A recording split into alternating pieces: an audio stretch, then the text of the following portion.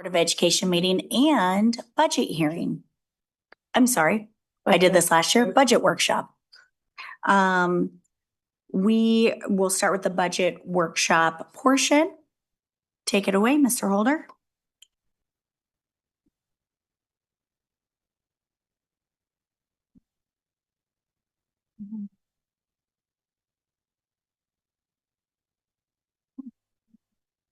Thank you, President Milius. We'll get situated here with the slideshow.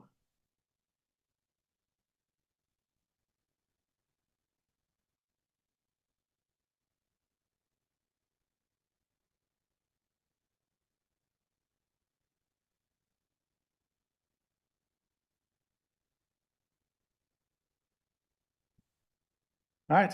Good evening, everybody. This is our budget workshop, somewhat of an extension from the work session that we had a couple of weeks ago. And overall, the goal tonight is to give an overview, and I will readily admit it is a 10,000-foot view. And as you know, as we work through this, and of course, you know, as we go on throughout this year and next year and beyond, and hopefully those dives at these sessions they will get deeper into the numbers, into the budget. But we do have quite a bit of information today. Hopefully you'll find it useful. And then we'll end up talking about the revenue neutral rate as well as the proposed budget that we'll have the hearing on in 2 weeks. So tonight, the first thing we're going to do is look at a cash balances comparison from fiscal year 24 to 25. Those numbers are final. They're unaudited, but certainly would not anticipate them changing significantly in any manner. So as we look at those tonight, it should give us a very good idea of where we stand in our cash balances.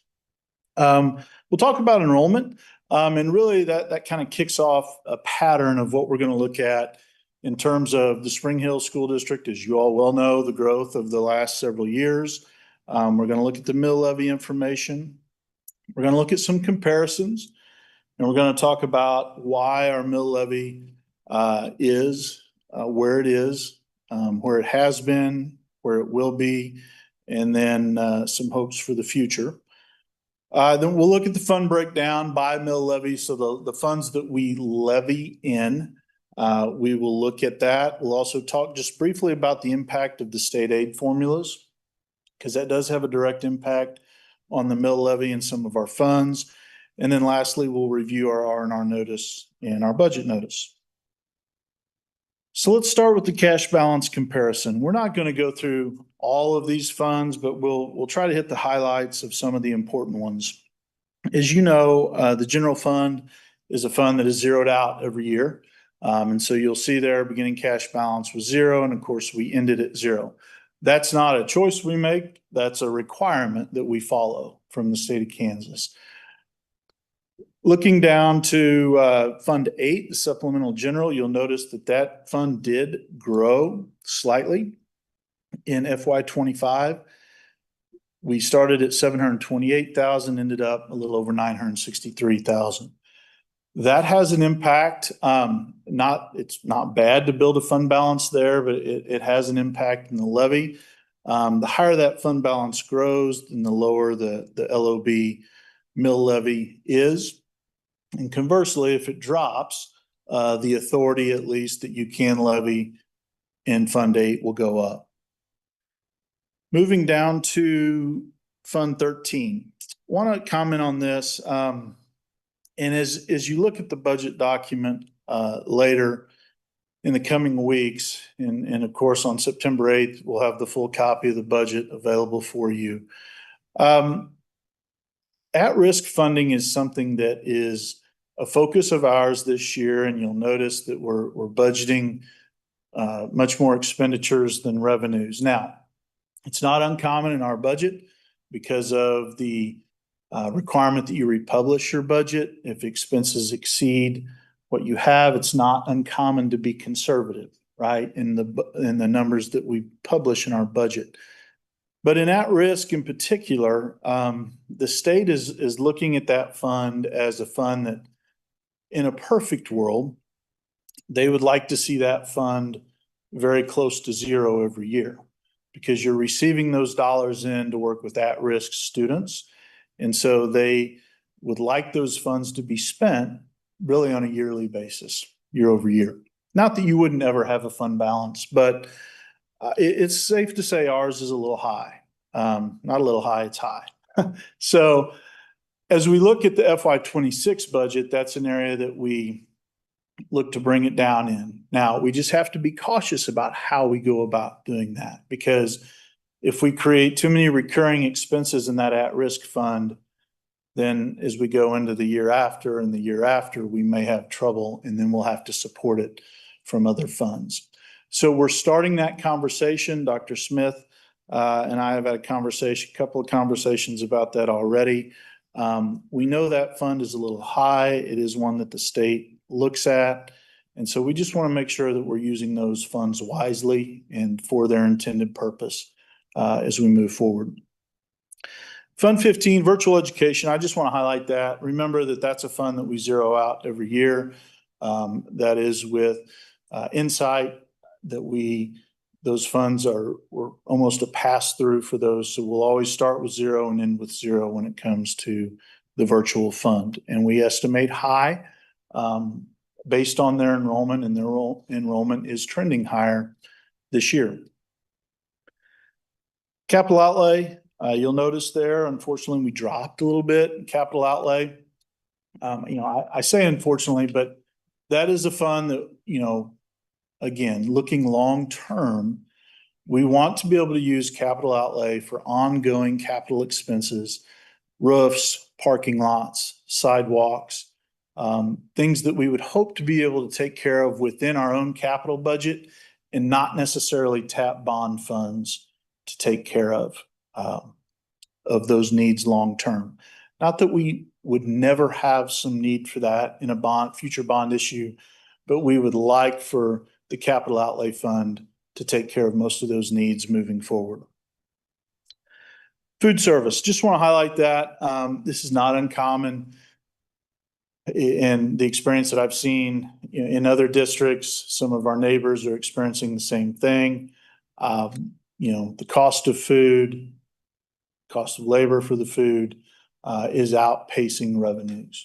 There was a time during COVID when every reimbursement was based on the reimbursement of a free lunch, which is considerably higher than a paid lunch, where I won't say all, but I would say 99.9% of school districts, their food service balances rose significantly. So you're starting to see those come down. What we just want to watch, and what we hope to get in a scenario of, is that we're not supplementing that food service fund with general funds and other funds each year. Now, that being said, food service is not a fund that you're supposed to make money in. You're not supposed to build a large balance. So the cash balance there, we'd like to keep a little bit, but really, we'd like our revenues and expenses to be pretty close to each other, is a goal moving forward. PAT, I just want to highlight the parent education. It's not a large expenditure for us, but you'll notice the $90,000, that was due to last year. There was 2 fiscal years paid. We're a member of the Greenbush Co-op there. And so in FY25, there were 2, the FY24 and the FY25 invoice was paid. So normally it's not a $90,000 expenditure. But that's why you see a higher fund balance than normal to start the fiscal year and a lower fund balance to end. So we'll get back on cycle this year with that. Cost of living stayed pretty consistent. You'll notice the balance there, 58,000 to 63,000. Extraordinary growth from facilities, though, that's a fund where we saw a fairly significant reduction in the fund balance. And part of that goes back to where we started FY24. And you'll notice when we look at the mill levies, we're levying a little bit more in extraordinary growth. But that's an area that we would like to get some consistency in. And then ultimately, that's a fund we're looking into the future, but likely that fund, that mill levy in that fund will come down each year. You have to grow 6% on a consistent basis. And we're getting to the size that 6% of 4,000 is a lot different than 6% of 2,000 in terms of enrollment growth. So it's one that we'll watch, but the last grant that it's not a grant, but the authority came in 2023 with Forest Spring Middle School. But long-term extraordinary growth is not a fund we can likely depend on 5 to 10 years from now. Special Reserve Fund, just want to highlight that. This is the fund that we pay our health insurance premiums out of. Had a very good year in FY25. Now, health is calendar year, whereas our budget is fiscal year, July 1 to June 30th.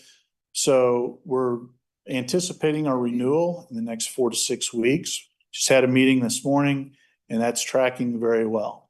So fortunately, we're kind of going against the grain there, which is a good thing. It's positive, but we're running very well right now in our medical plan. So hopefully that trend continues, or at least we can hold there and not see that decrease. That's not a fund we levy in. I just wanted to point that out. And then finally, bond and interest. You'll notice there that we did increase slightly in our ending cash. And as we look towards next year, our bond and interest payment went down a little bit. So the amount that we're levying there goes down. But as we look out to the future, that's an area that we're going to have to focus on in terms of our mill levy. Because as you'll see a little bit later, that's really what's driving the large majority of our mill levy in comparison to our neighbors. All right.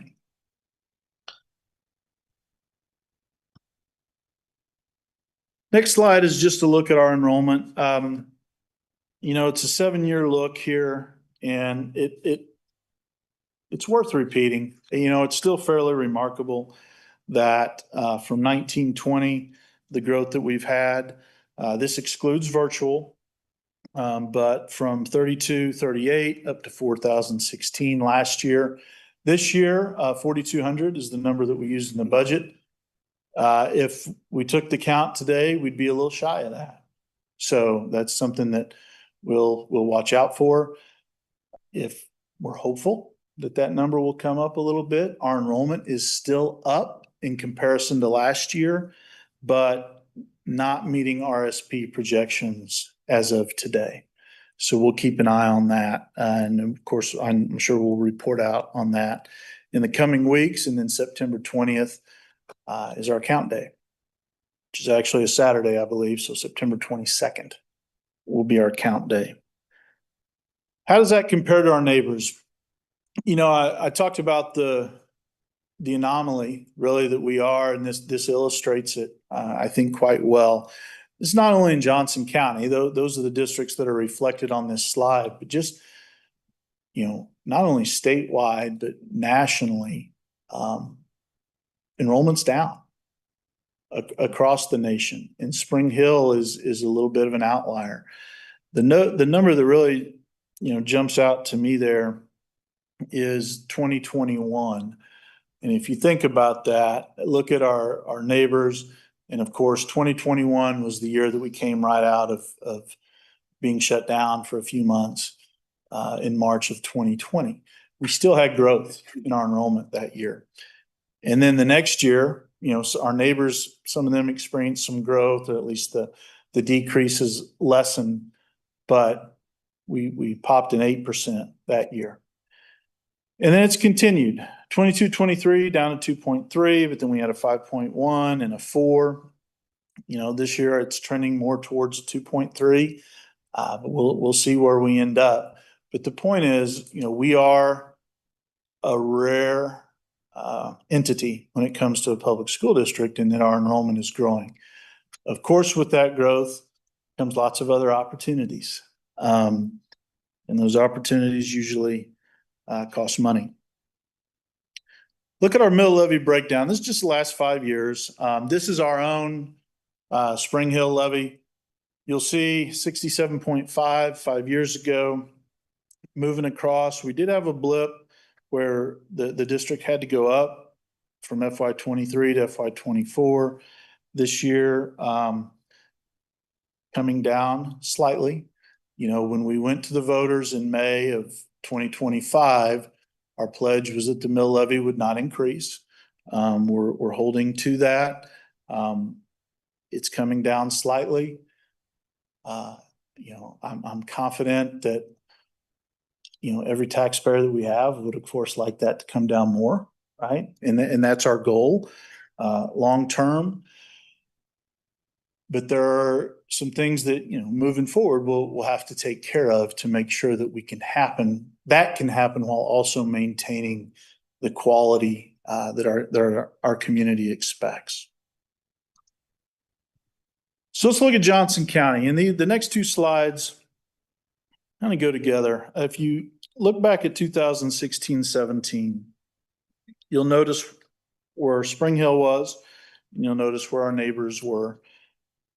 And we were actually, Shawnee Mission is kind of an outlier in this whole slide, but compared to Shawnee Mission, we were actually the second lowest mill levy in Johnson County, not Jackson. But think about what happened. Go back a few slides. All right. Think about our enrollment growth. And we just showed 5 years, but if I'd have went back to 2016-17, you'd see the same trend from 16-17 up to 2021. So that creates pressure, obviously, on your mill levy. Think about what's happened since 16-17. All right, 2 new middle schools, 3 new elementaries, the ESC Center, a new stadium complex, an addition at the high school, right? A lot has happened in the last 10 years, okay? So as we look at that, unfortunately, again, just speaking in terms of mill rate only, unfortunately, that's put us in a position from now being the second lowest to being the highest. Why is that? Well, there's more than one factor. But if you just have to boil it down to one thing, what is the most important, or the main reason, I guess you could say, it's our bond and interest levy. So if you look at what this slide represents is in 24-25, the average assessed valuation per pupil. This information comes from KSDE. So of course you see Shawnee Mission and Blue Valley, which are unique in their own right when it comes to assessed valuation. And then you see Spring Hill. Now, I do want to note this includes our virtual students, right, which does have an impact on capital outlay. But if you backed virtual out, we'd be just above Olathe in terms of AV per pupil. All right. So if you look at this, though, the left side is informative. All right. We're definitely well below the average. Even if you back out virtual, we'd be below the average. But if you look at the right side of the slide, that is where the rubber meets the road, really, in terms of our mill levy. All right. If you look at Shawnee Mission, of course, remember they had the lowest overall total mill levy. They're at 7.434. Blue Valley at 9, and you go on down through the list. Now, if you look at those differences, you look at us, 20.479, which is down $1.5 million. And that was part of the plan that was put in place this spring, with knowing that some of our state aid was going down and wanting to make sure that we could support some of our other levies. But eventually, the debt service payments that we have are going to be larger than the ones that we have right now. But if you just focus on those mill levies, go back, look at those numbers, all right? And it's not exactly equal, but if you subtract the difference between our bond and interest mill levy and where our neighbors are, you're going to see a difference that is very close to a total levy. All right. So long-term bond and interest has to be an area that we focus on. All right. And focus on the goal of paying our debt, defeasing debt instead of refunding debt. Now, I will tell you, there will have to be some refundings when you look at our bond and interest payments going out the next 20 years, especially the next 5 to 7 years. We're structured where we almost have to refund, and that's long-term a place that we want to get away from.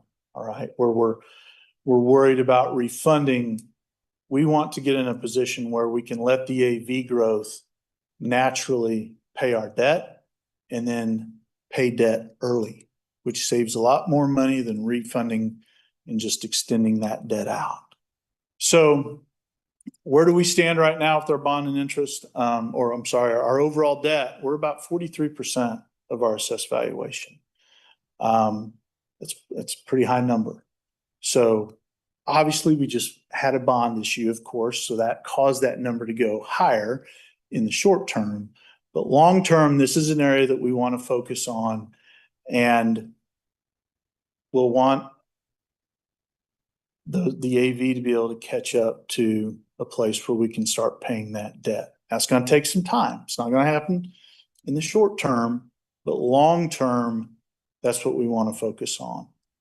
And I think, what we're doing with the 2025 bond issue is a good example of how we can do that. We're taking the existing facilities that we have, we're expanding them, which long term is a cheaper option than, a brand new building. All right, let's look at our mill levy breakdown. We'll talk about that. The general fund is an easy one.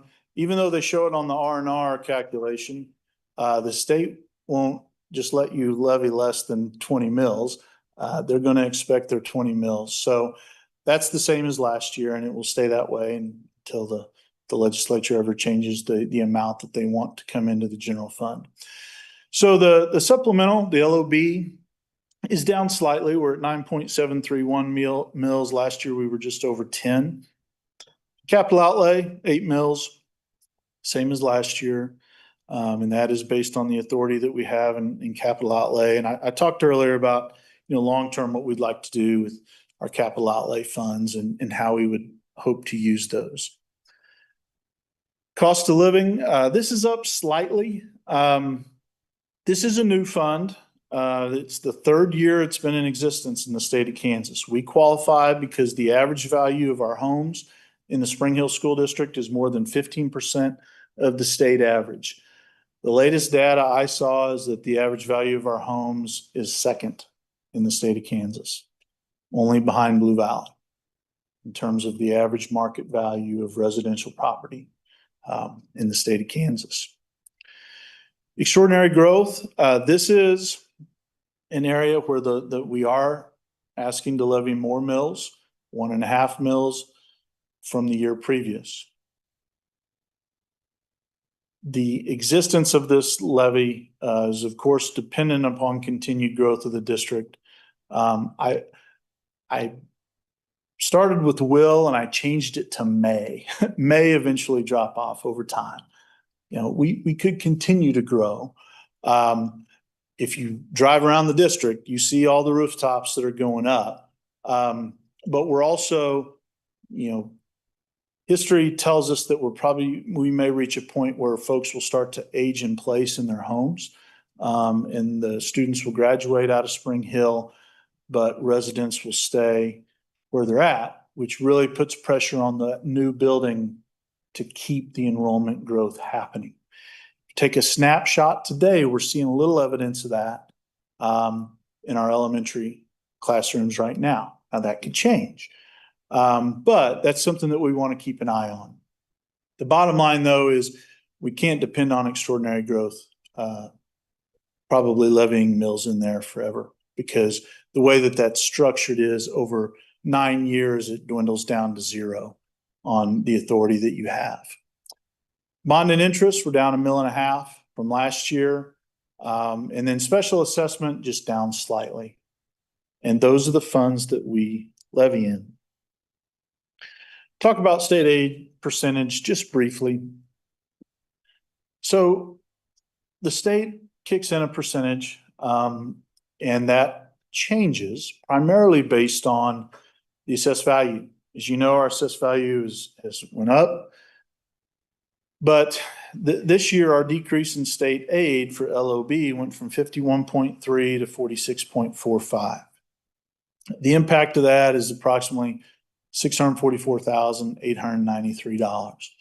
So to capture our full authority, that is, if everything was apples to apples, it's about 1.06 mils. You take that by your assessed valuation and what you levy in LOB and just do the math. That's how you get the 1.06.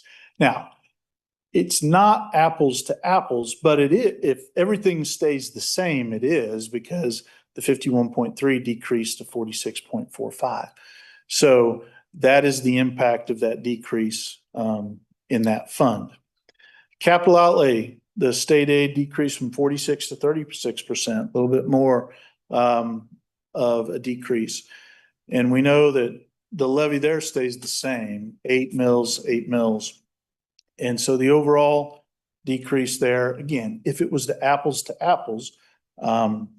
we would have received $445,376 more. Now, AV goes up, we will receive more in the capital outlay, but I'm just trying to show you the impact of those state aid percentages decreasing. So local is not always local. You know, we don't capture all that local, right? Because the state comes in on the backside of it and takes a little bit away. It still goes up, but not as much of it would have stayed the same percentage wise. And then bond and interest, this is all pre-2015, that decreased from 45% to 36%. The impact there turned 36,955. Now, due to the refinancing, we were still able to lower that rate by 1.5 mils. But it has an impact nonetheless, because the money that we'll receive on those pre-2015 issues drops by that amount. So again, moving forward, our goal will be to pay those without, you know, the constant need to go back and refinance. I do want to say that it's not that there's never a time to refinance, because sometimes interest rates will drop, just like your home mortgage, right? The interest can drop and it makes sense to do so. But you don't necessarily want to structure the entire financing system on being dependent upon doing that. So that's what we're going to try to get away from. All right. R&R notice and the budget notice. Oh, 2 minutes. All right. I'll be quick. If we scroll down to the bottom, we'll start with the R&R and just some general principles about revenue neutral, which is a very interesting concept, being new to the state. But essentially, it is, if a school district is to stay revenue neutral, then the tax dollars that were received from the local levy would remain, in its total dollars, would remain exactly the same as the year before. So, of course, the theory behind that is as assessed value rises, if the dollars are exactly the same, the mill rate naturally falls. All right, that is the impact of that, as you can see. Where it makes it difficult, well, one, we're a growing district, so staying revenue neutral for us is really not an option at this point. But what also makes it difficult is, one, you're going to have cost increases essentially unless you're declining enrollment or you have a bond issue that you paid off and your bond and interest levy can go down a significant amount, which has happened to some of our neighbors. It's very hard to stay revenue neutral, but definitely in a growing district, it's really out of the question. But this is a calculation that we show if we were to stay revenue neutral. This is the rate that we would charge, except for general, of course. General is 20, regardless of what the calculation says. But the other funds, and this form changed. It seems like looking back at past presentations, it's changed almost every year, and probably because it's new and the state's tweaking it and trying to get it in a format that gives the most information possible. But if you look at the all other funds, that's really the key there. Revenue neutral would show us at 41.629, and we're asking for 46.809. So about 5 mils above the revenue neutral calculation. What does that mean for a home buyer? Now, you saw their overall levy is just slightly below, about just under 0.3 mils where it was last year. And the thing that's important to remember about assessed valuation is we make the calculation on the aggregate, but all of us could have a different reassessment on our homes. All right. And so it affects the individual taxpayer differently, can affect neighbors differently, essentially with the same house, based on what that reassessment is.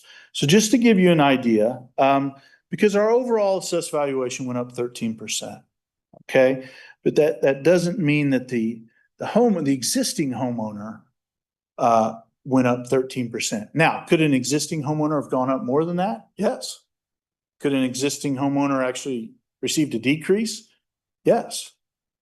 But the average, the county doesn't break, and this is Johnson County, it doesn't break it out by school district. I've asked for that information. I may have it by September 8th. If I do, I'll certainly share it. But what I do have is by zip code. And so just to give you an idea, by zip code, the average appraised value without new construction. So this takes out new construction, including if a homeowner made a major renovation to their home. All right, then it would be reassessed differently. But so the 3 zip codes I pulled, 66083, which is right here in Spring Hill, a 2.43% change was the average. 66062, 7.04%. And 66013, 7.85%. Again, that's the average. Now, again, that's not an exact science. I was trying to look at the zip code map and pull that from our school district. But that's on existing homeowners. So new construction comes in, and again, drive around our district, you see a lot of new construction. That also goes into that 13% number. Okay. All right. Oh, back. And then finally, just the notice of budget hearing, really, it puts together everything that I've talked about. It also shows, I had the slide where I showed if it was going up or going down slightly, and you can see that in the budget hearing, and those are reflected. I will just say, and it's not uncommon necessarily, but it is a little unique, at least to me, in Kansas finance. The budget expenditures are always going to be high, and the estimates are high. And so in particular, in the general and supplemental general, those budgeted expenditures, what you receive from the state will really be based on our September count, and then what's audited in March, and the true up will happen in June of 2026. And so if you look back historically, of course, what is budgeted in those and what is received are two different numbers. But you're trying to avoid a situation where you didn't budget enough in a given fund. So then you have to go through the process of republishing the budget. So that's what we're trying to avoid. I apologize, I'm a little over time, but I'd be happy to take any questions that anyone has. Thank you. Very thorough presentation. Questions? Actually, I have just one. I know you said the general fund has to be at 0 and capital outlay is what can grow. Is there any negative? Does the state look at any of those fund buckets negatively for having a high balance, or is a high balance tolerable? I think the state would look at it as, Yeah, capital outlay would be one that you could grow it in, but they would want you to have a purpose. Oh, so Right. if it gets too high, you gotta tell them why. Yeah. Okay, And it could be, if you're saving to put a roof on a building, then yeah, it could grow over a couple of years, probably Okay. should. right. Because that's going to be a, one time or hopefully a once in every 20 or 25 year expense. So that would be fine to grow. At risk, they don't want to see that too high. The contingency reserve, ours is about a little over $500,000. If you look at some of our neighbors, that's one that can get pretty high. I know that's one that the state looks at sometimes. There's different entities, of course, that have different opinions on what fund balances should be. I do know, and it's a truism. I mean, school districts aren't banks, so we should not have huge fund balances, but we should have enough of a fund balance that we could weather what we need to. Right, makes sense. To do. Thank you. Well, and Nathan, when you say weather, and one of the things that I want to pick up on that, I completely understand and agree, because, when we look at our facility master plan by 2030, we're expecting another like 9.2 million and, HVACs and roofs to come due because, part of what you said is essentially we've built a district on the Field of Dreams. The Field of Dreams being, if we build it, they will come. We've built 5 new facilities in anticipation of AV growing. And so we have a high bond and interest that's going to continue. But if we don't manage how we draw down those different assessments, those different mill rates, we run the risk of not having the fund balances to pay for these things that we know are going to come due more or less in the next 5 years. Is that basically what we're all saying? Yes. Okay. Yeah, 100%. And it is an active management just by the nature of all the different funds. And you are limited in what you can levy in, but they all serve a purpose that generally points back to the general fund, capital outlay, and the bond and interest. I mean, at the end of the day, they all really point back to those funds. Money's fungible. Other things I want to pick up, when we talk about 43% of our LOB mill is bond and interest expense. Did I get that number right? Or No, the overall debt that we owe is 43%? is 43% of our total assessed valuation. Or total, okay. I didn't get that right. But the one note there being these were all voter approved bond initiatives, and this is, Yes. it is what it is. There's nothing, Correct. Yeah, no, there is no absolutely. changing We're- it. We have to look forward, right? I mean, it's easy to hindsight is 2020, and I don't think there's been a decision made that a decade from now won't prove to be, a good decision. But we have to work, with what we have and then move forward. Yeah, and they've obviously been proven right with the growth. We built it and they are coming. Other things I wanted to just make sure I got right. So when you talk about the decreases in those 2 funds, they netted up to about $1 million. Is that right? Sorry, I switched away from it.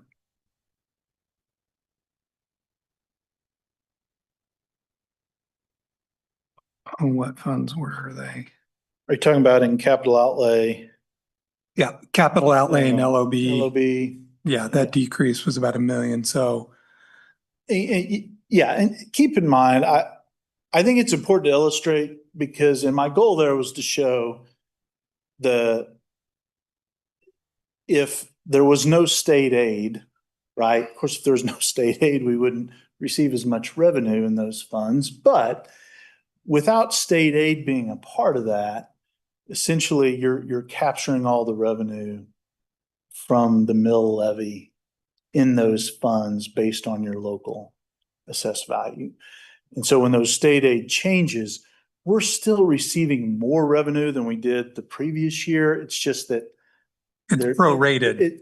That's a good word. Yeah. It's prorated. And so for our annual budget, that amounts to about a 1%, a little over 1% decrease receiving prorated when we get our money back from the state that was assessed, the 20 mils. I think that's all I had. Thank you. I had a couple of questions. When you were showing the zip codes and the average assessed valuation increase percentage, Yep. that's residential and commercial averages or just residential? This is, let me look. Billy, could you put that on the screen so we can see that?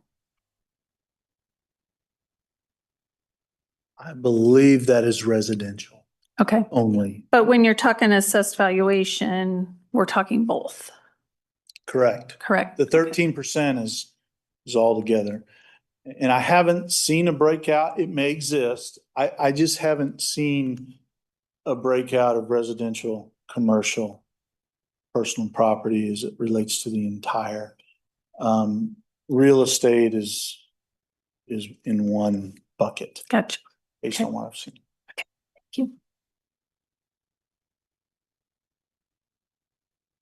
I can clarify that. I'm sorry, Sharon. I assume it's residential, but it could be commercial as well. I have a few questions. On slide 3, when you were speaking about the ending cash balance in the general fund, and you said it needs to zero out, do you mean that we need to fully utilize those funds? Correct. Okay. I like that, which is what I assumed, but I wanted to make sure. The other thought was when you spoke about Fund 28 parent education programs, you had said that there were 2024 expenses that hit 2025. Are you seeing that? Obviously there was enough in there to cover it, and it looks like our beginning cash was just about what would have paid for that. Are you seeing that happen often in other funds? I haven't seen it occur to that extent. Now, of course, if that had been a much larger payment, it would have had a much larger impact, right? The dollar amount of that is fairly low in comparison to the overall budget. I haven't seen it in other funds, but what I have seen in a goal that I really want to work towards, and our accounting department is on board with it. I really want when the fiscal year ends, I want it to end, right? And so that will help us in many ways, not the least of which is the budget preparation and being able to have this earlier, have this information out well ahead of time. This just feels a little rushed to me in terms of having the budget workshop, publishing Wednesday, and then the hearing 2 weeks from now. It doesn't have to be like that, but we have to close out the fiscal year quicker. And we can do that. That's just a matter of practice, and it's something that we can do. That will help. I just think long-term that has a lot of benefits for us. Well, and I just want to clarify one thing because we're on a cash basis. So when we say closing out the fiscal year and items rolling over from one fiscal year to another, is it an issue with vendors getting us timely billing? I mean, is it? It can be, but typically it's just processing. And really it's just it's awareness. It's, hey, we don't buy it after X date unless it's an emergency. But it's really just taking on the philosophy. And I understand it's a little more difficult in Kansas just because the way the finance system is set up. However, in talking to some of my colleagues in other districts, they're much tighter on it. It's really just a matter of if you have that bill, that you anticipated paying in May or June, but you don't get it till July 10th, it's just a next fiscal year expense and you budget accordingly. And actually, the way that it's set up, where we're technically approving a budget in September, you have the ability to do that. Your cash balance in the end, right? You're going to pay it in one fiscal year or the other. So you just have to be mindful of, levied funds, but cleaning up, like the fact that you're spending your allocation in general and there's required transfers out of general.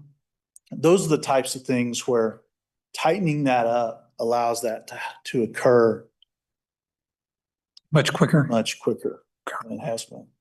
Okay, so we can anticipate a lot more stuff later in the year. Well, yeah, And- it makes it cleaner. And really that's what it's about, is being able to project adequately where you're going to end the fiscal year. And that was very difficult to do on July 1.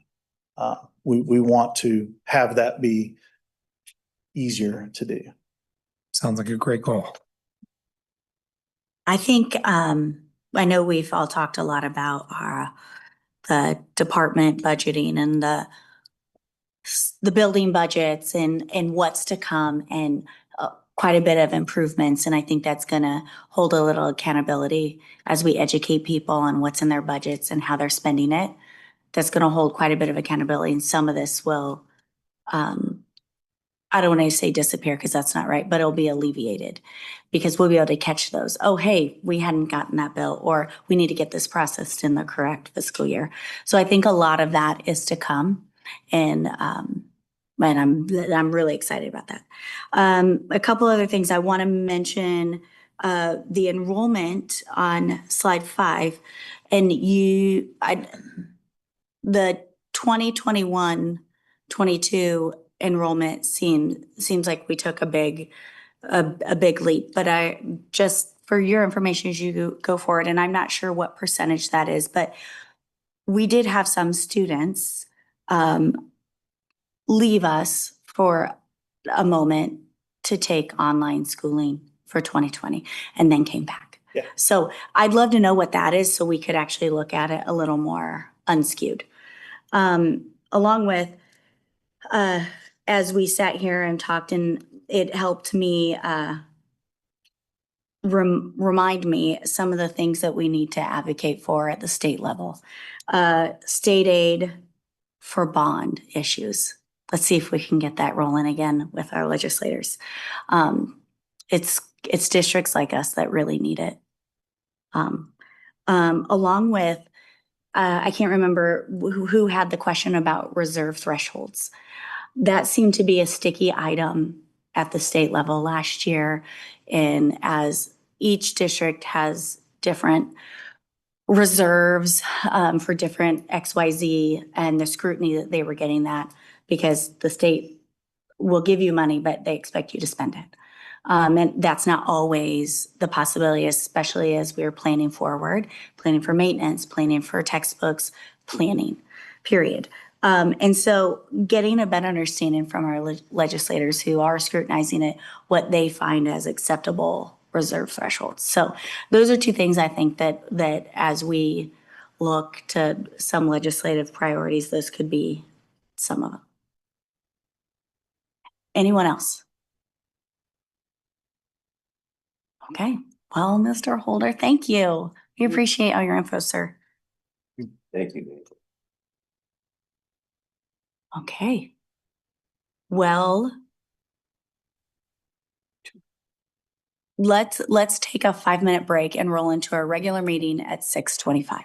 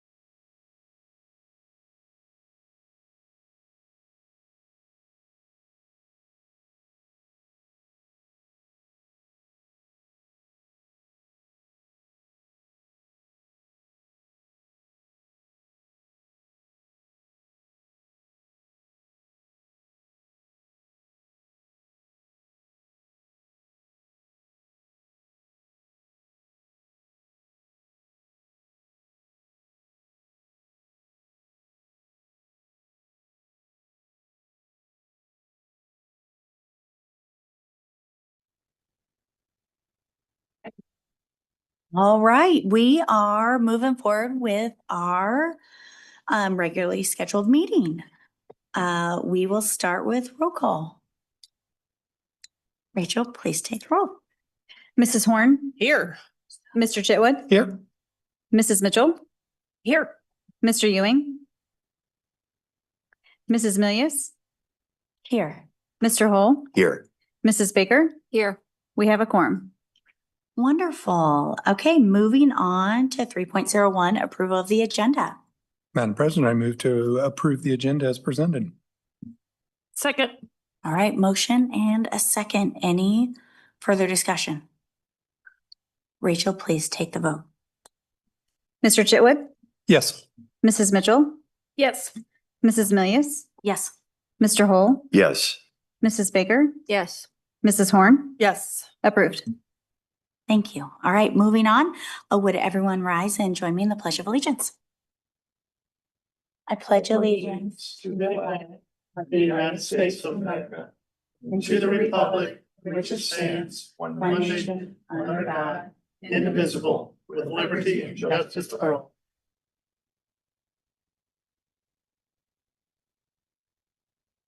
Okay, moving on to the reading of the mission and vision.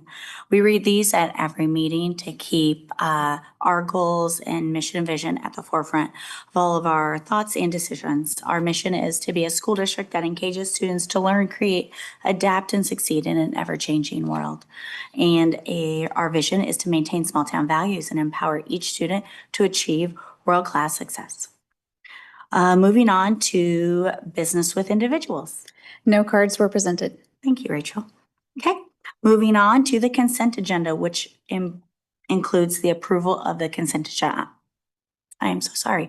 Approval of the consent agenda items, approval of the minutes, personnel, payroll and claims, clerk's report, treasurer's report, fiscal year 25 clerk's report final, renewal of Deep Space Sparkle staff subscriptions, renewal of Kickstart, MOA with Infant Toddler Services, and Cornerstones of Care contract. Madam President, I move for approval of the consent agenda. Second. All right, there's a motion and a second. Any further discussion? Rachel, please take the vote. Mrs. Mitchell, Yes. Mrs. Milius, Yes. Mr. Hull, Yes. Mrs. Baker, Yes. Mrs. Horn, Yes. Mr. Chitwood, Yes. approved. Wonderful. Okay, moving on to good news, recognitions, and announcements. Dr. Luttrell. Yes, we have a couple great things to talk about this evening, and our Director of Communications, Mr. Scott Peavy, is going to highlight two of our main ones this evening. Mr. Peavy. Good evening, everybody. We have two groups that are excited to be here today that we're anxious to recognize. And what we'll do, like we talked about out there, we'll have each group come up one at a time. We'll say a few words. We'll do our pictures at the end to make the transition a little bit easier. So our first group is the Spring Hill High School Band, who has a couple representatives who have a few words for the board.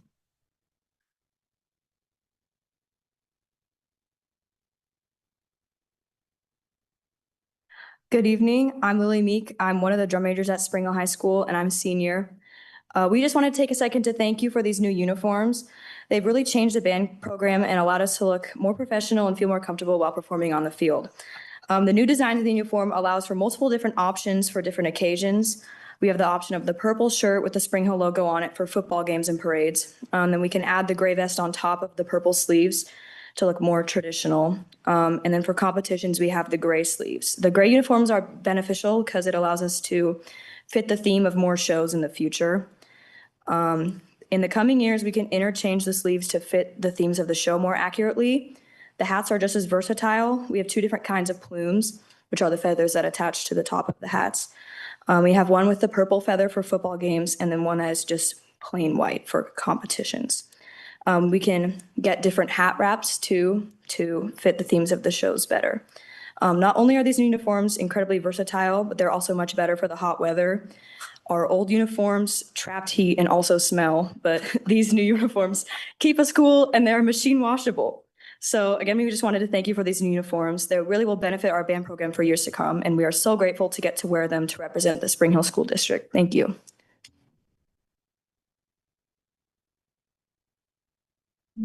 Good evening. I'm Melanie Weber, and I'm a senior flute player this year, and I just wanted to share a little bit about what being in band has meant to me. I've been playing the flute for 8 years now, and band has given me more than just the chance to play music. It's given me a second family, a place to belong, and a way to express myself. It's taught me discipline, teamwork, and the value of hard work. Every performance and rehearsal pushes me to grow not only as a musician, but as a person as well.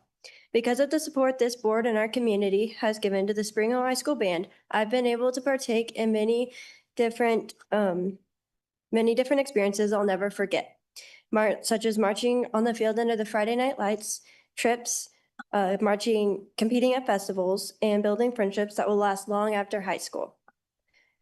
Thank you for your support. And supporting the band isn't just about music. It's about giving students a place to belong, a chance to succeed, and be in memories that shape who we become.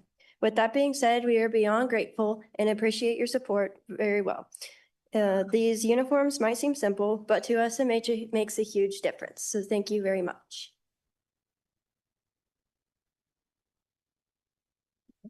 How do they feel? Better? Yeah.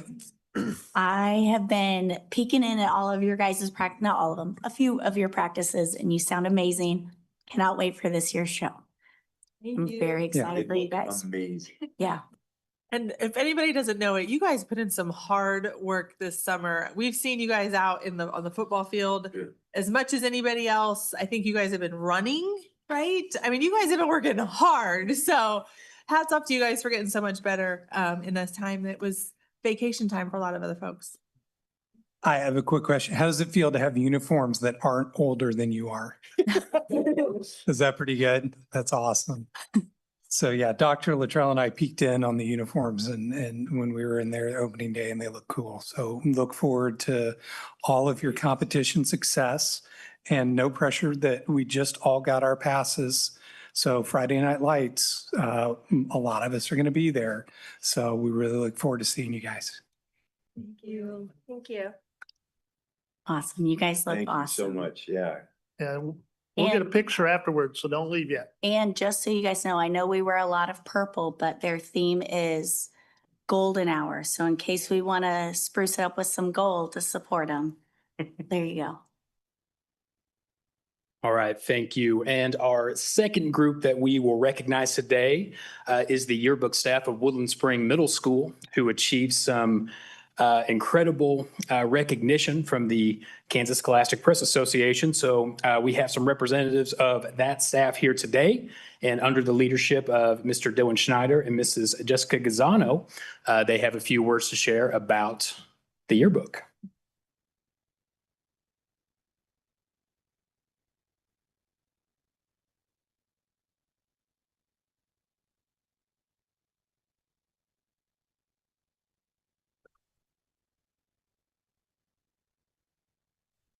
Thank you for giving us the opportunity to be here. My name is Dylan Schneider. This is Jessica Gazzano. And we were the co-sponsors and teachers for the yearbook this past school year. This was my second full year as a sponsor. And this is Jessica's since the school opened advisor. And we brought 3 students with us today. And the reason we brought these 3 in particular is because for the first time we submitted this book that Jessica just passed around to the Kansas Scholastic Press Association, and we received our critique, and we were distinguished all Kansas in both design and photography. And those categories are not broken down by middle school and high school. It's all one. And so we were in the category with some high school books that had been being recognized for 20 plus years. And after our first time submitting, this was our first hardcover book we've ever done. And so we put a lot of work into it and trying to make it the best it could be. We brought these 3 students. Cole photographed many of the photos that are in the book. He spent a lot of hours at events. He was almost at every single play, musical, choir production, sporting event, every single one of them. These two were the focal point of our design. They did a lot of the design work. And I wanted to shout out Anna, who's in the middle. Our critique from the KSPA mentioned that her girls basketball spread, which it's in there, was one of the best middle school works they've ever seen. So that's super awesome. We're just really proud of them. The theme is Life Between, which we decided on as a staff. When I say staff, I mean them.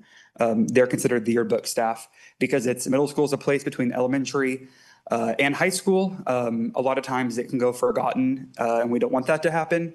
And then if you look, a lot of the photos are doodled on them, showcasing somewhere in between real life and cartoon. And we also found out recently that we are going to be in our publishing company's book of ideas. They publish every 3 years for schools across the nation to get ideas from. So, yes. Wonderful. Well, Anna's keeping it down there. Although I've looked at it, but we're all gonna get to look at it. But where did you guys? Where did you guys get all your inspiration as you did all your layouts and your captions and all of that? Or even knowing which photos to take and which ones to cut out? How did you do that? We did have like a book that was full of like layout ideas and stuff, and like also a bunch of sources like Pinterest and stuff gave us inspiration. That's okay. Wonderful. Well, I've seen this. I was lucky enough to have a woodland kid, so I've seen this and it's great. And I will say, I'm not surprised. You have two sponsors that are some of the finest teachers I've ever seen. So you guys are lucky to have them leading the way. This is awesome. This is really awesome. So congratulations. Even just the font is so colorful and happy, and it's beautiful. You guys did a great job. Now, the question I have is, are you going to continue at Student Publish in high school? I know they've already suggested it. I'm just curious if that's something you're planning on continuing to do. No, it's okay. Yeah. There's still time to decide. You don't have to decide. We'll get them. Yeah. Miss Manning is a fabulous teacher, so Yes. She is. love to welcome you into her crowd. And imagine all that you could do with something much thicker, many, many more pages. They could use your help. Oh, wonderful. Well, thank you guys. Thank you for guys. coming in. Congratulations.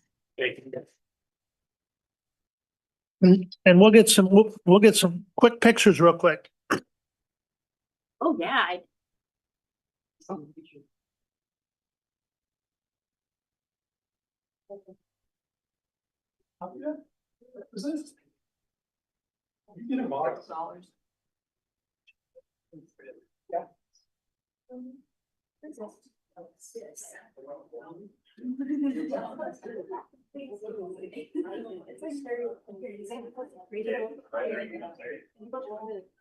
Yeah. These are super cute too.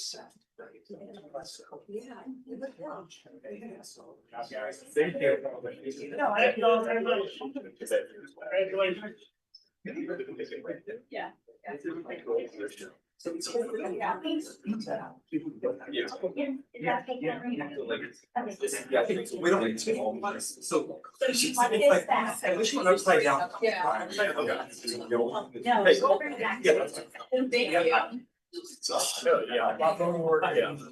I get it. So we got you. We do the high school. Busy hand call out.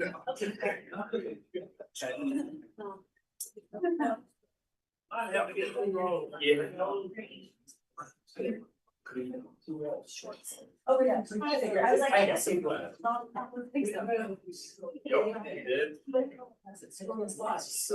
I'm just gonna have you drop back and you slide in. I said, yeah. Yeah. Find a whole person. Oh, I was going to put the students because that's a bit way smaller. Perfect. Thank you guys for being here. I appreciate it. Yes, we are all counting down, so. Yeah. I love the way you're doing. Thank you, I appreciate that. Yeah, thanks. Don't know, is he having a baby?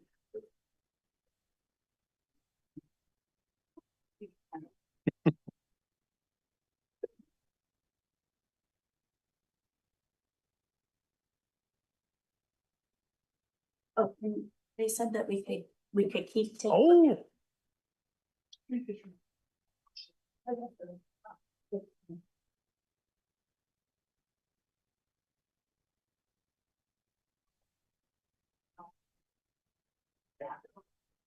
Okay, any other good news recognitions? How was it for tonight? That was fabulous. I enjoyed that thoroughly. Thank you very much. All right, well, let's move on to 9.01 Crisis Management Plan. See, I got to say some steps today because I was already up here. It just worked out perfect with the agenda. Well, it was baptism by fire those first 3 days of school, wasn't it? It was a little interesting at times, you know, but that's just adds a little bit of flavor in your day. So that's okay.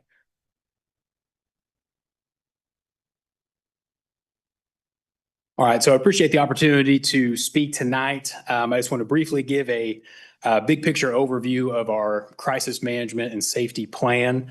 In a lot of ways, this is a continuation of what's been in place for the last several years, both in terms of the plan and the district protocols that have been trained and that our staff are very used to going over with their kids and with their teachers. So the template of the plan and in the board docs, we uploaded a redacted version of the plan template where there's a variety of elements that are in place in the plan, both at the district level and the individual building.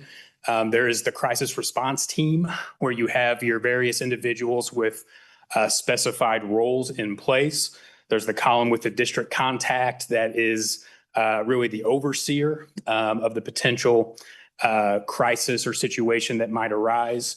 And those are roles like incident commander, information officer, chief of operations, things like that. And the building contact for the individual building ones for the people actually on the ground at the time. So that's where you would find what the role is if you're building principal, instructional coach, lead secretary, school nurse. Just depends on the building and the personnel that are there. And for the plan, since I believe this was written for our district, the earliest records I've seen about 2023, 2024, something like that, borrows fairly heavily off of the national recommendations for school crisis plans as published by the National School PR Association. And there are certain principles of that emergency management that they recommend all plans incorporate, and we are no different. We want to make sure that when we came up with these, that there are the standard, best practices, but every individual district and school is also unique. So there needs to be that collaboration with community partners to try to reflect the uniqueness that each locality has. And also, when people talk about crisis plans, they immediately, their minds go to the worst case scenario, whether that be an active shooter, an intruder. But this also is encompassing of other crises and emergencies that may come up, and making sure that we are trying to mitigate as best we can, that we're prepared, and then also that there's elements of the response and the ultimate recovery at the end of the crisis, that those things are all in place within the plan itself. So I mentioned that it's more than just your intruder threats. This would also cover natural disasters, technological crises, a biological situation, medical situations within the school, and if there's a death in the school community. So really trying to make a plan that is robust and that also has the resources that people need as they try to move forward, not only during the crisis, but also in its aftermath. And then in the back of the building, the individual building crisis plans, we also want to make sure that we have a variety of maps readily available. Obviously, the tornado, fire, and evacuation maps are important, but also the utilities map. Do we know where the water turnoffs are? Things of that nature. Where are the locations of our fire extinguishers? Where are the nearest AEDs? Anywhere you're at in the building. We want that to be very easily located if we're in a situation where people can open up that crisis handbook and be able to find what they need. So the protocols that our district has adopted, and again, these have been in place for several years. This is my third year in Spring Hill at least, and it's been in place each year that I've been employed here. One is how we welcome visitors into our building, and what those protocols are is people come to visit our campus. No matter if they are a visitor, volunteer, parent, observer, a district employee, or some of our itinerant employees that are going from campus to campus throughout the day. During the school day, everyone is expected to go through the secured vestibule in the front of the building, especially if you're a visitor, a volunteer, or a parent.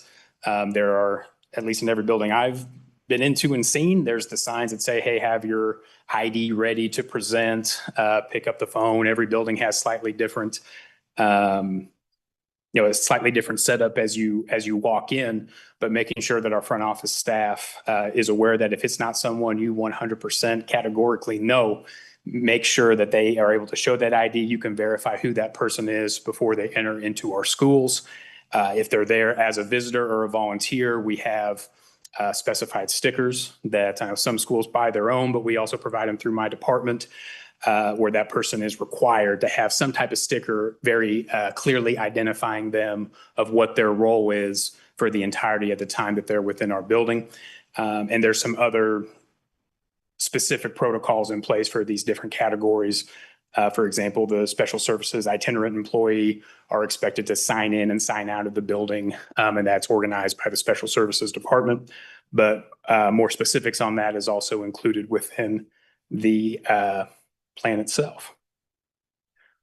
Our district is again utilizing Centegix badges. I actually have mine on around my neck right now, which allows our staff members to signal if they need assistance anywhere on our campuses. There are two types of alert just within this one badge. The one that I think is like 98% is the statistic that Centegix communicates. 98% of these alerts are the staff alerts where they need help. Maybe there's a medical issue. Maybe there's a fight in the hallway. Maybe there's a student that needs some extra assistance because he or she is having a particularly bad day. Staff members can click that button 3 times. Everyone that is associated with the responders account for that specific building or at the district level will get that alert. It'll pinpoint where within the campus the alert was triggered. And I can tell you from a building administrator standpoint, we get that. I'm running at a pretty quick speed to get to wherever that is. And then the 2%, there is also the ability for the campus-wide alert. That's where the staff member is pressing that button as many times as they can. And that triggers obviously a much more significant response because that would be there is an intruder in the building, where's an intruder outside. All the way up to, an active shooter itself or, what have you, based on the situation. Within our buildings, we also, if you recall, have our campus-wide alerts through Centegix, where there are different colored lights throughout the building that, depending on what crisis level is indicated, it has a specific color to indicate what we need to do in that situation. These alerts can be operated remotely through one of the district responders or the building crisis coordinators. So if, say, there's a medical situation, EMTs are coming onto the scene, maybe there's a staff member that's having some medical distress, the administrator could put the building into a hold situation, which is Students are asked to clear the hallways, remain in their classrooms. Learning operations and learning continues to go on as planned, but we want the hallways clear while our emergency responders can come in and take care of what that situation is. And I will say from my personal experience, the purple is the one that's probably used the most, and that's what our staff is probably used to hearing the most. But importantly, there is also the red light that can come on if we do have an Alice response, where someone has maybe clicked the button multiple times, or we have some report that we need to make sure everyone is aware of what the situation is. And again, from experience, I can tell you it's very helpful in order to have these lights, because there are some classrooms, and I don't know if you've ever been in a middle school or high school PE class before in the gym when there's 80 people in there and they're running around and they're doing their game. 80's too many, but you know what I mean. It can be very difficult to hear. And although these alerts also have an auditory element to it as well, it's very difficult to hear what's going on if you're in that gym, but the teacher can look up on the wall, they can see a red light is flashing. It just gives them a cue to be able to try and figure out what the situation is, and they can go to their drilled responses. So I bring up, excuse me, I guess before that. So yes, we have the 5 different levels of crisis response within Centegix and with our standard response protocol, where we can go into a hold, which I already described. We can go into secure, which is where all the exterior doors of our buildings are locked all the time anyway. But if there's PE classes or maybe someone outside in an outdoor classroom, if we're in that secure zone, we would say, hey, we're not going to be outside. Everybody come inside, and then we'll continue on with our day. And then you have the options for sheltering within place or evacuating. But like I said, for primarily hold and then Alice are the 2 that I've seen either drilled or actually in practice the most. So we are continuing to utilize the Alice active shooter response. Alice is an acronym. It stands for alert, lockdown, inform, counter, and evacuate. And it is with the understanding that it's not a continuum where it's like, well, if you can do this, then you move on to the next thing, then the next. Every situation is dynamic. You want to be as prepared as possible, but there's also 100 individual professional decisions that staff members have to make depending on what the unique circumstances are of that situation. So at its heart, if a staff member has the ability to get their students evacuated from the building into safety, and that includes using non-traditional exit and entry points. If they're on a lower level classroom that has a window, a lot of our classrooms just have exterior doors. If they can get out, that's generally the safest. If that's not the case, lock down, hide out of sight, lock the doors, turn the lights off, and at the same time, preparing to counter if needed, whether that's barricading doors, finding things that could be used as weapons, things to throw. I remember when I was still in the classroom, when the Gardner-Edgerton district first instituted the Alice active shooter response, I had those conversations with my classroom of freshmen of, hey, this is what would happen if we got this alert. If we can get out, we're going to get out. And we talked through how we would get out of the building. I was on the 2nd floor, so it was a little more difficult. But if we needed to hide, that's what we were going to do. And if we need to prepare to counter, you have these chairs, you have staplers, you have books, and they're difficult conversations to have, but they're very crucial ones to have as well on an individual school and also a classroom basis. So again, that's a very big picture overview of the protocols that have been in place for the last at least 2 or 3 years.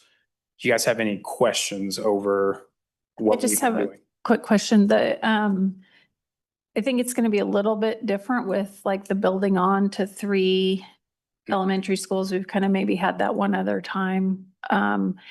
Is there any special protocols for the workers, the people that are doing? Okay. So why don't you talk about that? Yeah, we can go into more.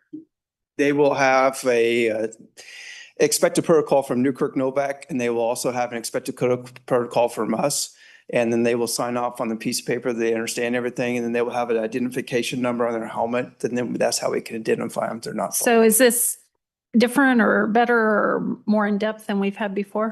I'm not sure how JE Dunn has done in the past, to be honest with you, Sharon. So I would have to look into that and see how it's been done in the past with that. I'm just curious. I will just add, we sat in on the Newkirk Novak meetings, and like the identifier on the helmet is something new and special to them and was really cool, because instead of like, if Mark sees something he doesn't like, he doesn't have to know who he's talking about. He can just say, hey, helmet number 13 has got to go.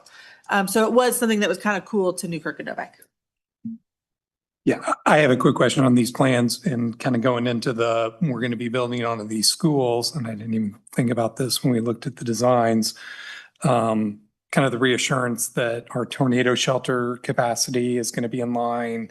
And obviously Yes. these are going to be updated. Yes, it'll be updated. We will have one door. We met with the three principals, and I will share this. I just got the final maps this week, so I'll share it with you guys in the Friday update and then go over to the next board presentation, the logistics. They will have one door blocked off. So then our principals are going to have to update their evacuation plans for their fire drills. When they go with that, that's going to be right next to the construction zone.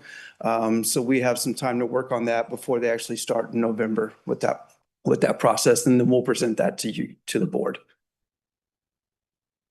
I have a couple questions. One, some of the surrounding school districts are moving away from Alice. Is there thoughts on that for us?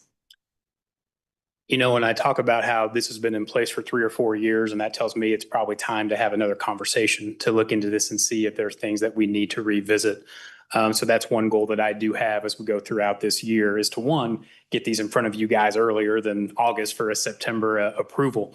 But also to involve, our SROs, first student. There's a variety of people that would be very much involved in the response and the recovery from a potential crisis. I would like to have some of those conversations, and it very well may be continuing on as we're doing. But I do think there's value in, say, semi-regularly having those revisits.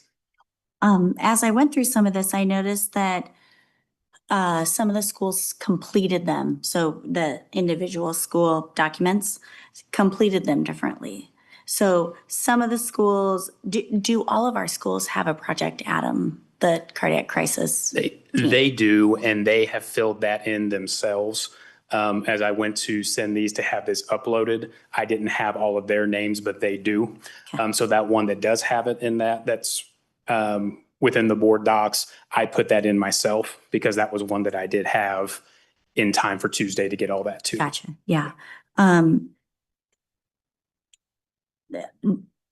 think that was my thought. Like some of these they're utilizing them. Do they actually use these documents, or are these just kind of, they go in a book and then until the next time? I just wonder, like, do they pull these out and say, who's our person?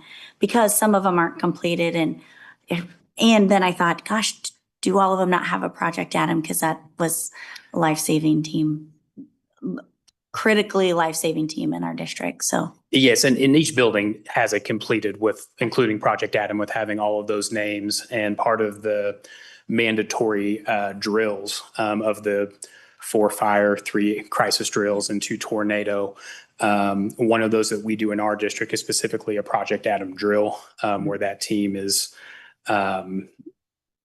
at least for Woodland Spring, Nurse Amber, we did a simulation where there was somebody in distress, and we just got the radio call, there's something happening in this room. We didn't know where it was going to be, and then we all scattered and did our duty from there. But yes, Project Adam that's an element of that too. okay, awesome. I think that's all of my questions for now. Anyone else?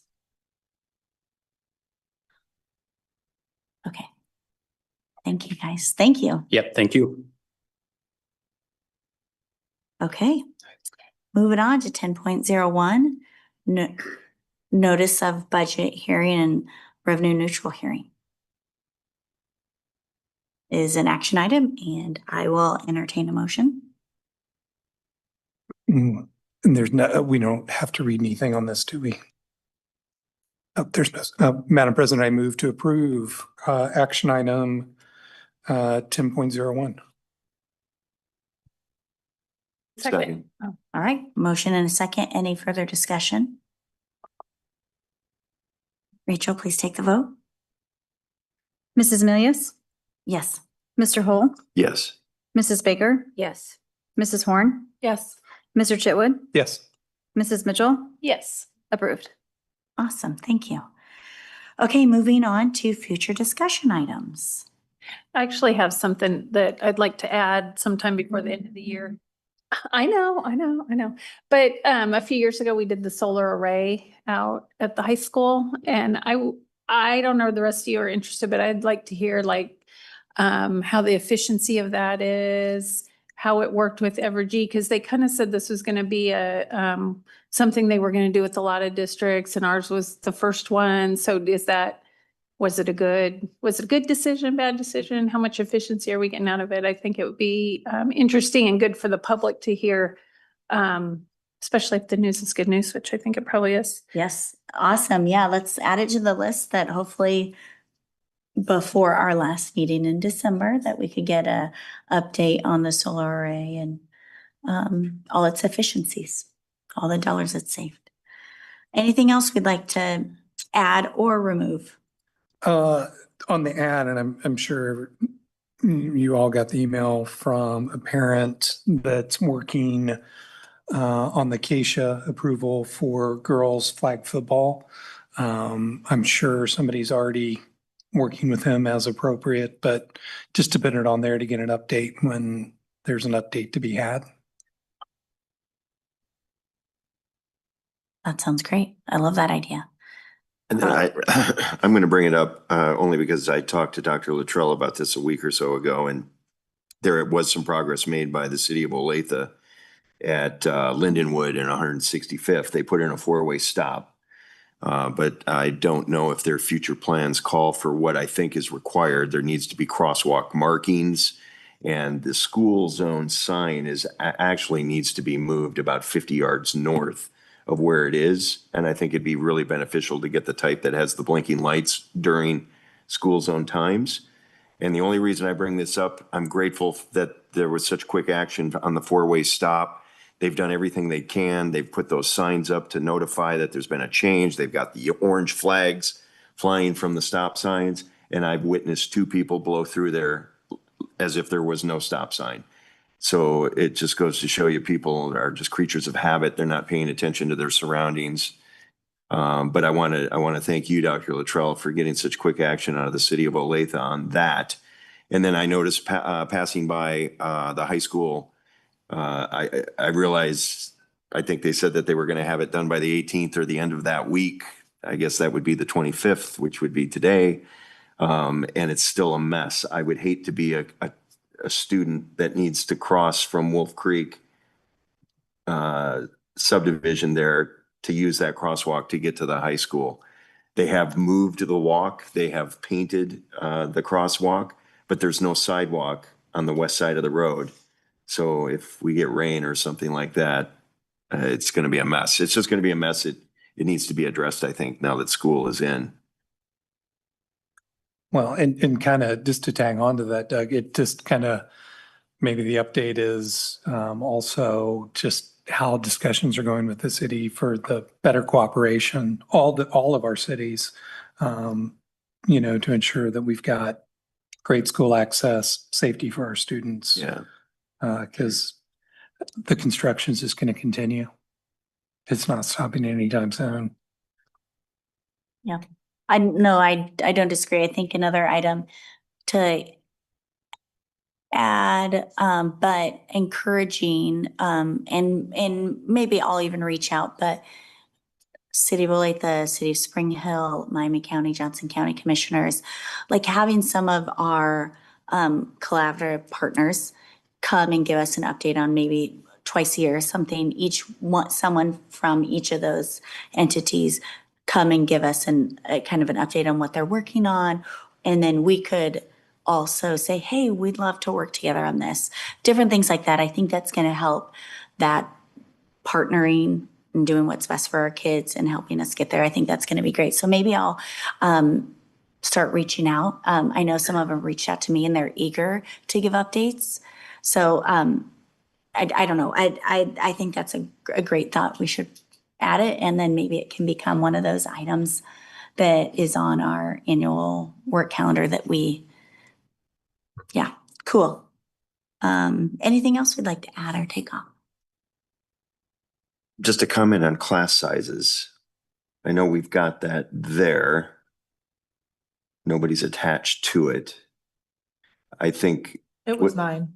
was it raised as the issue that was brought to our attention from Dayton Creek? Is that, or, Started it and Okay. then we resolved that. yes, But there's still an issue where the classrooms really can fit about 25 students perfectly and comfortably. But as soon as they go above 25, right. they're Thanks, April. lacking cubbies, they're just lacking hooks, you know, like the things Yep, that every no, other kid would. that's right. Yep, that's right. So that's why it stayed on the list. Yep. And primarily for the new additions, right, that we're doing to take that into consideration as part of the planning. Yeah, okay. Right. Right. But I just don't know that that's I don't know that that's a great answer if a teacher is having to deal with a 26 student that doesn't have a spot for their stuff. I just think that would be Yeah. uncomfortable. I agree with you. I think that hopefully we can address some of that when we talk about the design, when they bring that to us and confirming that, hey, if our expectation or our max is 26, if that's really what we're setting the standard to, that we do have all of those. Otherwise, we need to bring it down to, or equal, it needs to equal whatever we have, desks, cubbies, hooks, whatever that looks like. I agree with that. Okay, anything else?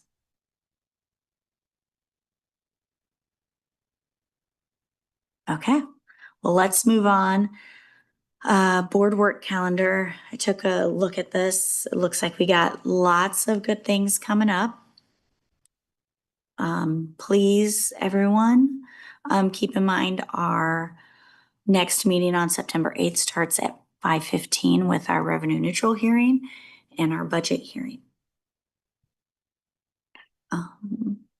Any thoughts on any of the future upcoming meetings, Dr. No, Luttrell? I think we are in really good shape, and we try to stay on top of that each week at our cabinet meeting, and we've kind of made that a priority this year to make sure that we don't have surprises and we get plenty of notice. Dr. Robinson or Mr. You all have any comments on that? I mean, I think we're in good shape with everything that we've, the next few meetings, we do have some annual items coming up with, the revenue neutral and the budget hearings and that, but then we also will get in to with our assessment reports, as we get our student assessment data, some of those annual reports, and then we also will work in every month, some form of a bond update. And then we will also, we're looking at probably, I don't think it's on there yet, but we're looking at probably at the end of September, the second meeting of the month, trying to add in there a monthly financial report update from Mr. Holder that would kind of, be pretty much aligned. Every month you can kind of see where we're at. He would kind of talk, through that, but that should be coming here probably at the end of September, end of October, when we're actually into the budget year. So, but no, we should be in good shape. And it looks like we have a work session slated for September 29th. Was that the one we were utilizing for our board policy? We absolutely could. Are you ready for that? We can be. We're feverishly working through them.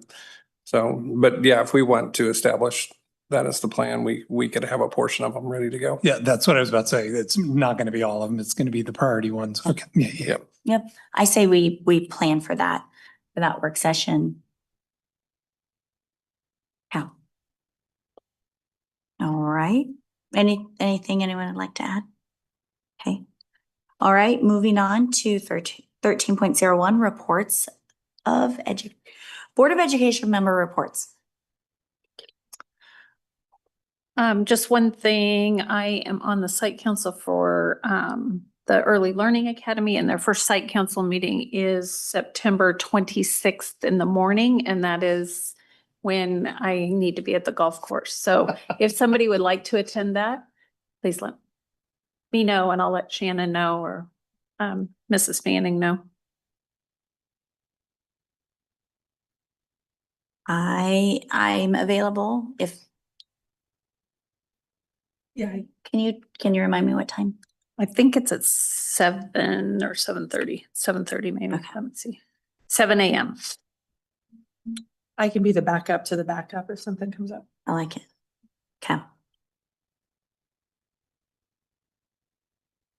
Okay, thanks. Thanks, Sharon. Okay, anyone else? Just quick report. I took Dr. Luttrell up on his offer and I tagged along on the very first day of school. I got to have first day of school.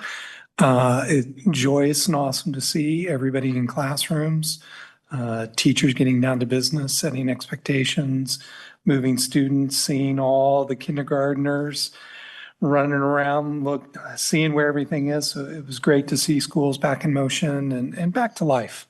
So that's just my report. It's back to life and it was great. I'll tag on to that. I did that as well at Spring Hill Elementary. And I will say that the parents are looking younger and younger. I'll add, not to the younger part, I'm feeling older, but to the first day back to school. I walked by the Early Learning Academy and they had balloon pencils and crayons lining. I have a picture. I meant to actually get it over to Billy so you could show it, but they had, and I thought, how amazing for these like really super nervous little people to come in and see like crayons and balloons and pencils. And I know all of our schools, I know the high school does the Links Day for the freshmen. I know everybody makes the sixth graders a little bit more comfortable. And then certainly the kindergartners and these poor parents that are going through all the feelings. And I just really appreciate the extra distance that every school goes through. Sorry, and I'll try to. I appreciate the distance every school goes through to help make all of these, that first stage is so exciting and fun for everybody. I'm just going to add, and I think I've had this conversation before, but not in a meeting setting. Just by blind luck, I was able to be at the high school on the first day of school when it was just the freshmen only. And I was there first thing in the morning to witness basically the welcoming reception in the gym for all, the coming together of all of our middle schools for that freshman class. And it was really moving. And I think it's just a tremendous program. I just went blank. Mr. Williams, I was, I don't know if that's something that you started, if it was, but if whoever it was, Kyle did an amazing job, hosting that, from what I saw. And then just the coming together of the students. I've always preached that, what we should be focused on in this district is exactly what I witnessed that day. And that's where all of our students rise up and they come together. And hopefully they come together with common experiences and a feeling of oneness. And you definitely felt that in the gym that day. It was pretty impressive. Well, I want to talk about a couple things that I did, and it was a little bit at the end of the summer, and I forgot it the last time. I went to the Johnson County Fair. We have a lot of students that contribute in different ways there. We have kids that show animals, and what I saw was quite a bit of photography and arts and crafts and things like that. William Manning and Chloe Corey and Carl Lovell all had amazing things. I mean, between drawings and photography and art that won some grand champion ribbons, by the way. So it was that I love seeing kids succeed outside of our classrooms. And that's exciting. The other thing that I want to give kudos to one of our students that partnered with the Spring Hill Rec Commission at the end of the summer. And he had this idea. He's run it in a couple years prior as an eighth grader. He wanted to run a wiffle ball tournament for the youth. And he's done it before, and he did it this year. And the rec partnered with them, let him use the ball fields. it was awesome. It was really, really fun to see. He had all the teams lined out. Like kids were able to just say, hey, I want to be a part of it. And it might have costed, I don't know, $10 a team or something. I mean, it was minimal fee, but he planned it all. And then the winners, he had designed trophies that were 3D printed and rings, like cool rings that were 3D printed for all the winners. So it was very, very cool. It's fun to see kids take it. I mean, a little entrepreneur at heart just organized it all, and all the kids there had a great time. So thank you, Spring Hill Rec Commission, for partnering with our kids to help make their dreams come true, essentially. So I thought it was awesome. But, and I said it earlier, Spring Hill Band's looking awfully great out there. I've been to quite a few of their practices, and I cannot wait to see them on the field. That's all I got. Anyone else? Okay, well, okay, let's move on to 14.01, Superintendent's Report. Yes, I have a few items to talk about here this evening. Our enrollment for the first weeks of school are, as of Friday, the August 15th, we had 4,038 students that were enrolled at that date for grades K through 12. Pre-K is a little bit, some of them aren't here the full day. They're not here for even maybe a full half day. So that's kind of hard to know how that's going to carry out with their FTE. But our FTE for K-12 enrollment on the 15th of August was 4,038. If you did include the kids that are enrolled in pre-K to whatever amount, that number would increase to 4,166. And you can see then how that compares to our RSP projection, which was 4,220 last year. Our opening week enrollment for K through 12 was 3,968. So if you kind of just do some cross numbers there, overall, you know, right now, even though we have a ways to go before count day, we're K through 12 have an increase of approximately 70 students. When you look kind of at the big picture, and if you try to hone in on maybe, okay, if we're short of our projection from RSP, but we're up 70 students, where do we kind of get the shortfall if you can hone in on it? And it's hard to say, but you know, the one area that is noticeable at this time is that when you compare to last year, at this time, our kindergarten count number was right at about 321. And this year, like I said, we're right at 291. So you're about 30 there. That is kind of where some of that, I think, is making us not hit that RSP target. But like I said, we'll see what happens in the next few weeks. But does look like we're definitely going, you know, to continue on our upward tick. So moving that forward into the first days of school, we've now completed 9 days. Overall, I really do believe that things have gone smoothly. We've got routines being established. Our bus routes really have settled in pretty nicely. We, as Director Hull said, overall, I'm pretty pleased with the concerted effort that we've had with our city officials on both ends of our district to address some of our traffic concerns along our roadways in and around our schools. We have to continue to be diligent with that and work together on that. But they have been very receptive to the concerns and matters that we have put forth to them. Now that we're settled into a routine, we're gonna kind of try to make sure everybody stays in the routine. But this Wednesday, day after tomorrow, the 27th, will mark our very first of the school year late start Wednesday, PLC Collaboration Day. This will be about the 7th year we've done that. Everything in the AM hour for students will be 1 hour later, but the school day will always concludes at the normal time. We've been sending reminders out, and you'll see a very increased effort with that over the next 24 hours as we prepare for that. But our families have really done well with that. And they, for the most part, know the routine on those days, which leads me to the fact then that the purpose of the PLCs is not about the teacher. It's not making the teacher better. It's really to focus on student data so we can improve the performance of our students. That's when they're looking at that student data. That becomes part of our culture. Our teachers really count on that time. Carrying that forward, we have been in it now. We can start seeing results. And we've given you pieces in the past. You've seen our student assessment data on state assessments.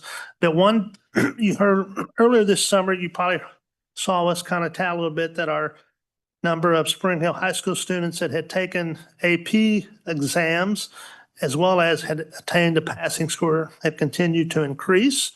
And our ACT score has crossed the composite score of 22 threshold.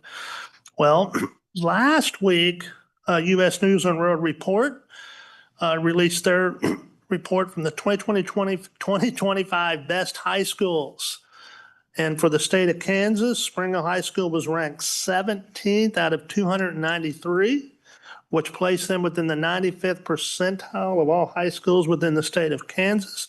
To put that in perspective, it was just a few years ago, Spring Hill High School, again, was still doing very well. But just a few years ago, when US News came out with this report, some years back, we were ranked 45th. And we've seen an increase each year. In 2023, we were ranked 27th. So you can see we've continued to move up. And that doesn't just happen. There has to be an aligned plan and you all have done that with weighted grades, with increasing our course offerings with that, the PLC time. So you can view the whole report there nationally. Out of close to 18,000 high schools, we are in the right at the 82nd percentile nationally of public schools. And again, this is just another indicator that the programs and the processes that you as a board have implemented in recent years and our staff have been very diligent about implementing and becoming part of our culture are beginning to yield a strong return on investment. And you said we did release some press on that last week, and you can also connect to the actual report there. But again, kudos to all of our students, our staff, as well as our families, because it does take all of us to do that. But I really am beaming with pride to know that the things that we're doing are paying off. And that's my superintendent's report. Awesome. Awesome. That is great news, Dr. Luttrell. Very great news. Okay, well, moving on. We need an executive session.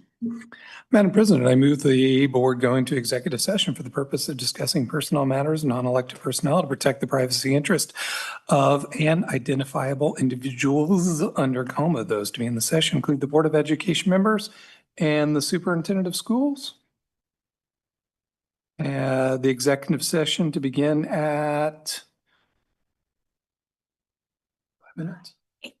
7:30, and with the open meeting resuming at 8:15 at this place. Yeah. Did you say that? Okay. Second. All right, there's a motion and a second. Any further discussion? All right, Rachel, please take the vote. Mr. Hull, Yes. Mrs. Baker, Yes. Mrs. Horn, Yes. Mr. Chitwood, Yes. Mrs. Mitchell, Yes. Mrs. Milius, Yes, approved. thank you.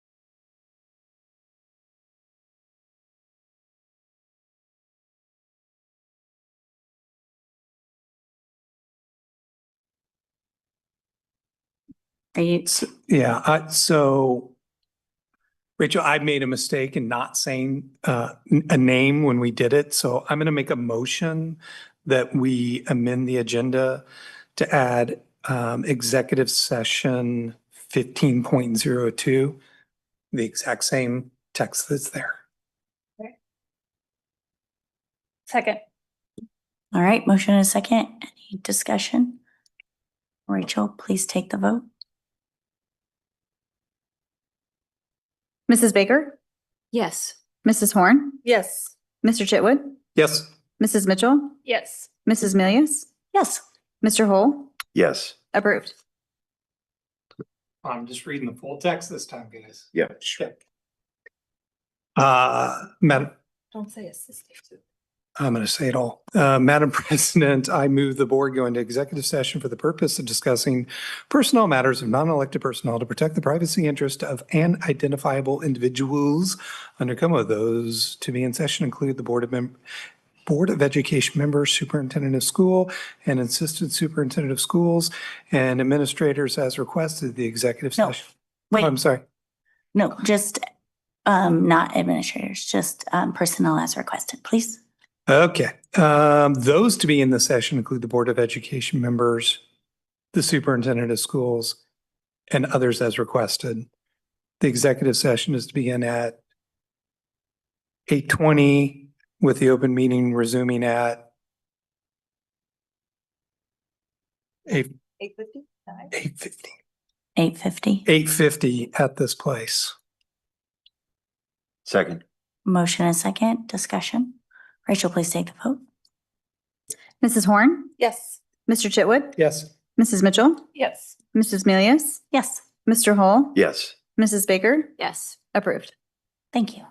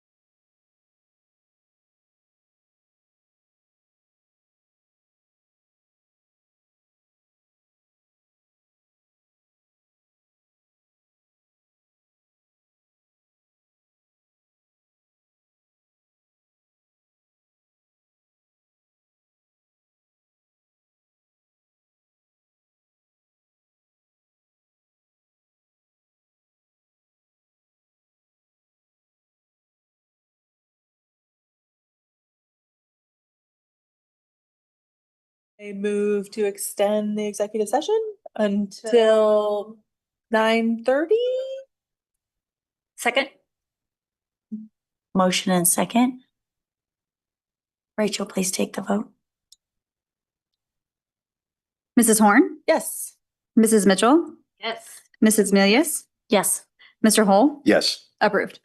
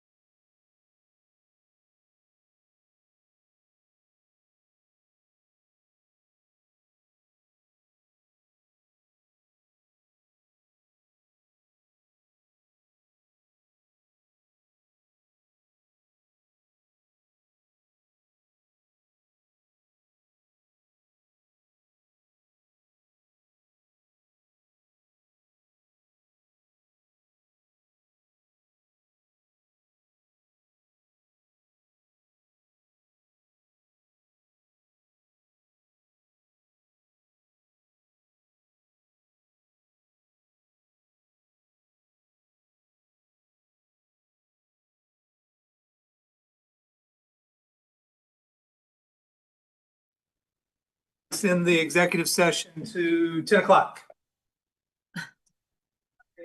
Do we have a second? Second. 10 o'clock. We have a motion and a second. Rachel, you want to take the vote? Sharon Mitchell Sharon. seconded. Mrs. Mitchell, Yes. Mrs. Baker, Yes. Mr. Chitwood, Yes. Mr. Hall, Yes. approved.